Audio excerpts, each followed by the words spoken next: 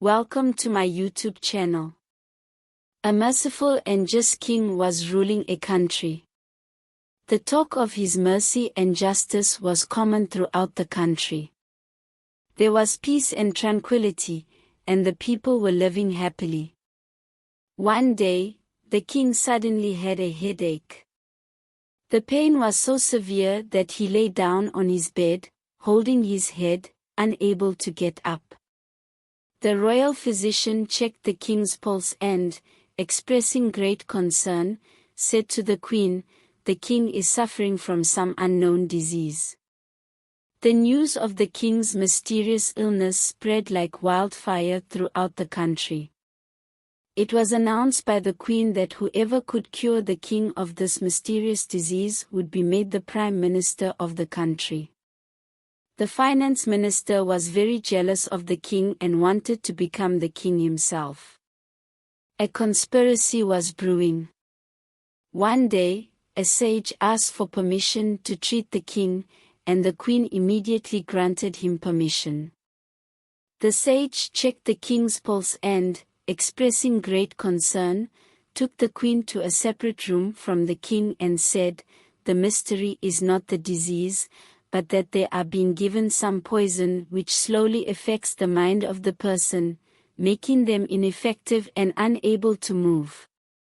I feel like a big conspiracy is being made against the king."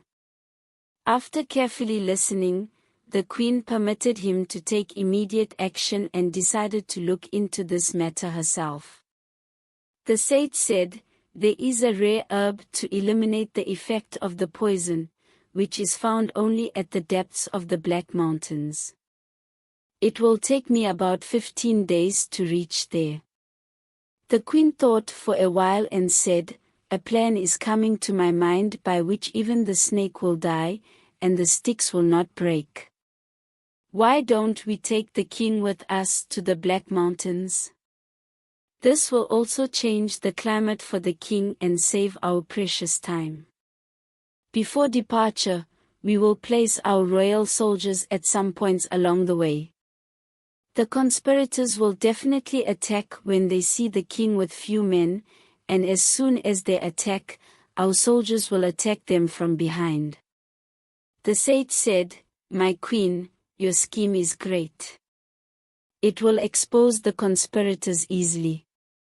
She said, "Also, you don't need to be afraid as you will remain under the protection of our loyal soldiers until the conspiracy is exposed." As soon as the arrangements were made, the queen announced her departure for the Black Mountains. The finance minister was very happy to hear this announcement and said to his supporters, "Congratulations, my brothers. The queen has made our problem easy. Now we will attack the royal carriage and take over the country." When the ride was passing through the jungle outside the village, a spy of the finance minister, who was in the royal carriage, spotted them. As soon as he got the opportunity, he released the red signal in the air. The minister was waiting for this signal and immediately ordered his army to move towards the balloon. After a while, the finance minister and the royal carriage started to be surrounded by his men.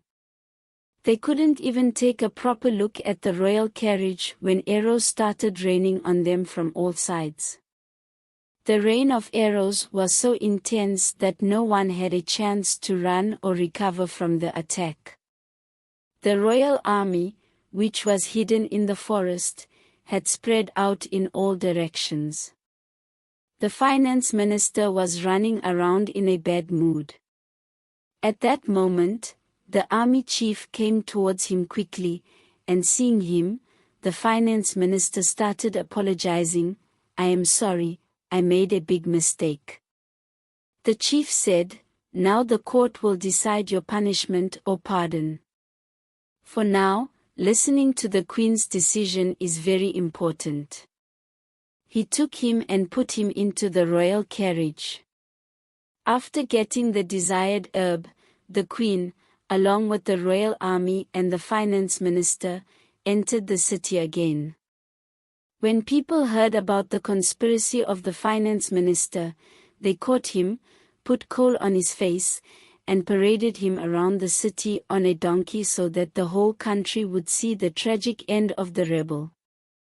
In this way, the finance minister, who was burning in the fire of jealousy, dug his own grave and ended up in the pit. Thank you for listening to this story today. I will leave it to you to tell me what you have learned in the comment section and subscribe to my channel. If you enjoyed this story, please like and share with your loved ones. Till next time, bye.